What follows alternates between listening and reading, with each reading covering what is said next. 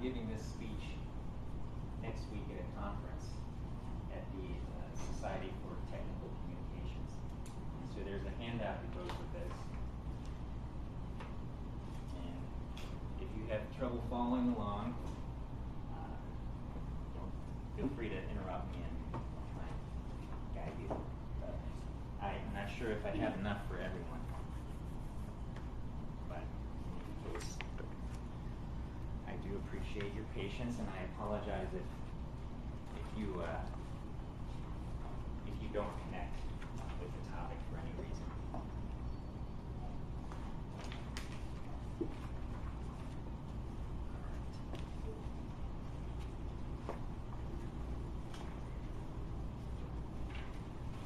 Okay.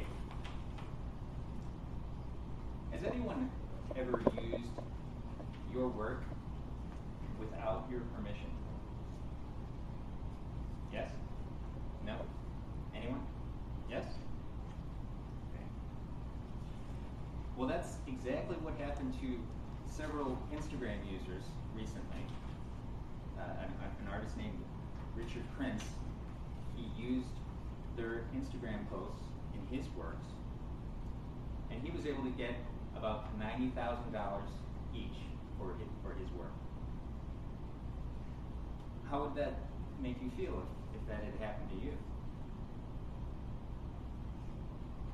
Well, this Instagram user, Doe Deer, here, she seemed to take it in stride. So maybe it's just kind of the nature of the digital world.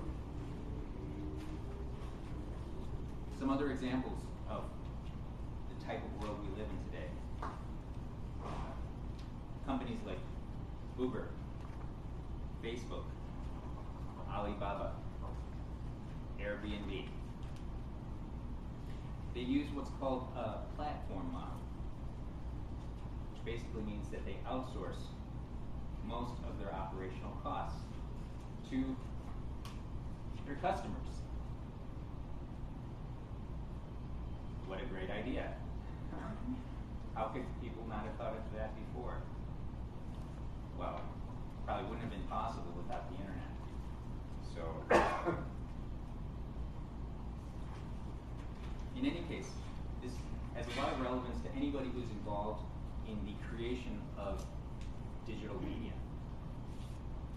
Whether you're farming content or being farmed, you should know your rights and responsibilities.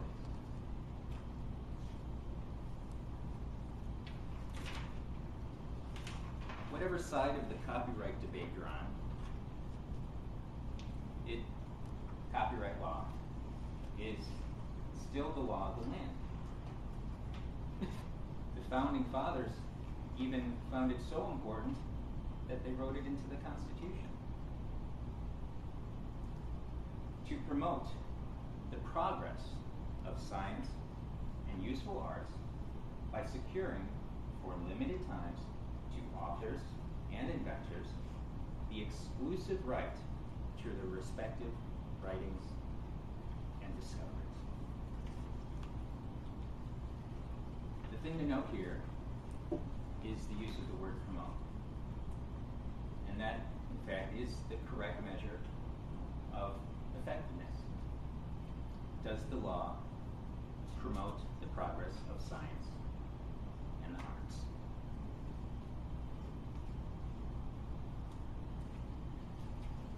To understand copyright, you need to understand the 5 main categories of exclusive rights that are protected under the law. These are reproduction, copying, adaptation, publication,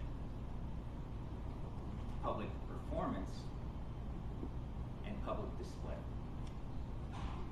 The thing to note about the last 2 is that in order to be enforced, in order to be applicable, it has to be in public.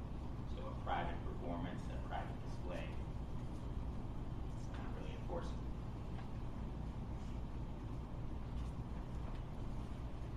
there are limitations and exceptions to copyright, regardless of licensing. Some of these include, but are not limited to, the idea-expression dichotomy, useful articles,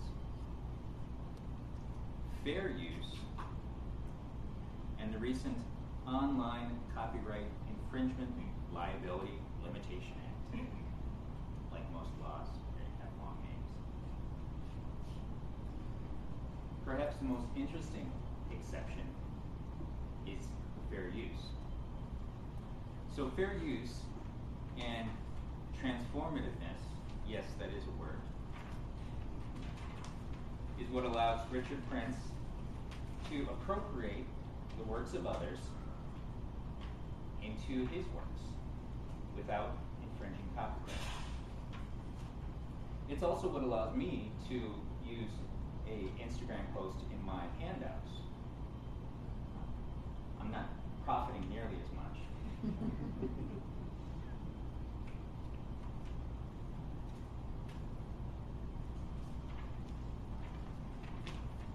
So there are a lot of standard licenses out there that make it easy to license your content. And the nice thing about this is that it reduces costly negotiations. But there's a drawback. The most obvious drawback with free licenses is that you don't get paid.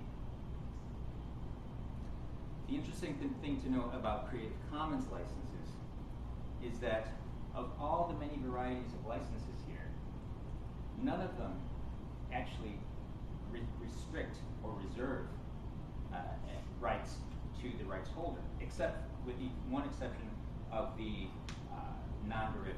That's the only license that actually reserves rights to the rights holder. All of the other varieties, including share-alike or non-commercial, have more to do with how the issue of fair use is interpreted, and as it's been defined by law or by the courts. So it's more of an effort to kind of circumvent the law than actually kind of enforce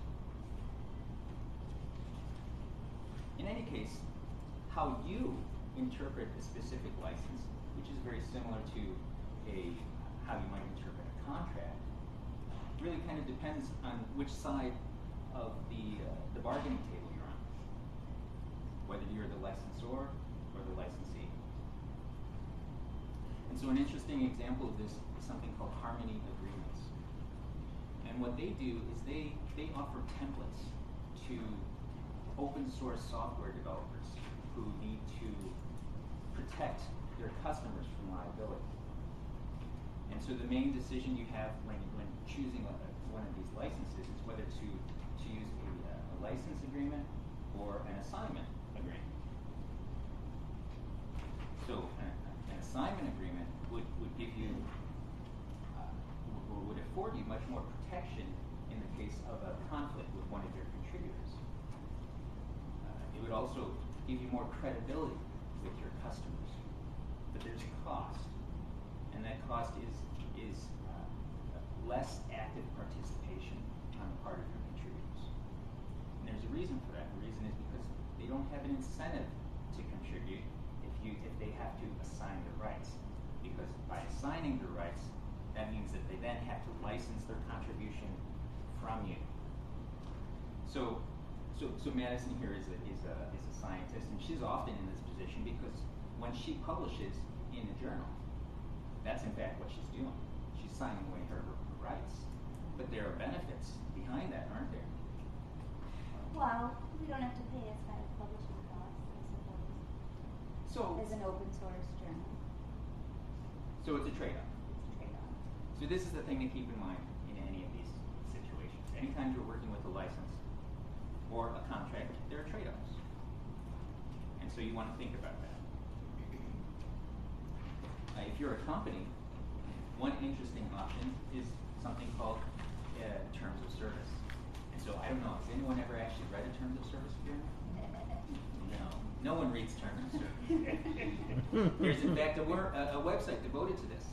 It's called Terms of Service Didn't Read. It's a very interesting website. Very good resource if you want to learn about online consumer advocacy.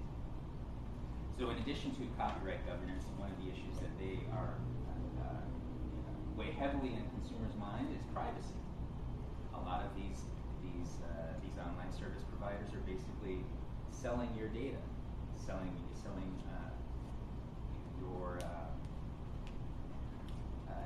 everything they can collect about you. So when we work as an employee for someone else, anything that we create that is copyrightable is called a work for hire. And that basically means that that's owned by the employer. When you go beyond the firewall, things get a lot more complicated. Terms of service are a way for companies to manage those relations.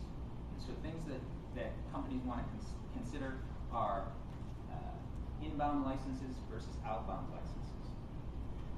The permission to copy and adapt versus permission to publish or distribute.